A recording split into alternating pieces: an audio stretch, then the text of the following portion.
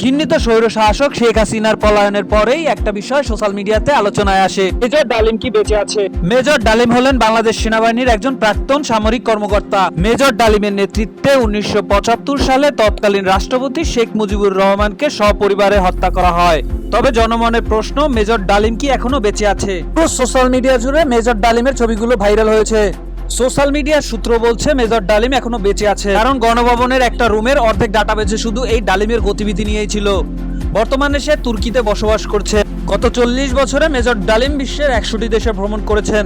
শুধু তাই না, 75-এর পরে মেজর ডালিম বাংলাদেশে কমপক্ষে 20 বার এসেছেন এবং সে ধানমন্ডি 32 নম্বরেও গিয়েছিলেন। এই সকল পুরো তথ্য সোশ্যাল মিডিয়া থেকে উঠে এসেছে। বর্তমানে মেজর ডালিমের লেখা আমি মেজর ডালিম বলছি এই বইটি প্রচুরভাবে ভাইরাল হয়েছে। বর্তমানে সোশ্যাল মিডিয়াতে তার বিবাহিত জীবন সম্পর্কে উঠে এসেছে।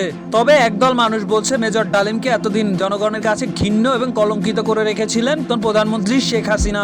1971 সালে মুক্তিযুদ্ধে মেজর ডালিমের বিশেষ ভূমিকা আছে। মুক্তিযুদ্ধের শুরুতে মেজর ডালিম পাকিস্তানে অবস্থান করেছিলেন। 20 এপ্রিল 1971 সালে তিনি পাকিস্তান থেকে পালিয়ে ভারতে আসেন। সেখান থেকে মুক্তিযুদ্ধে সক্রিয় অংশগ্রহণ করেন।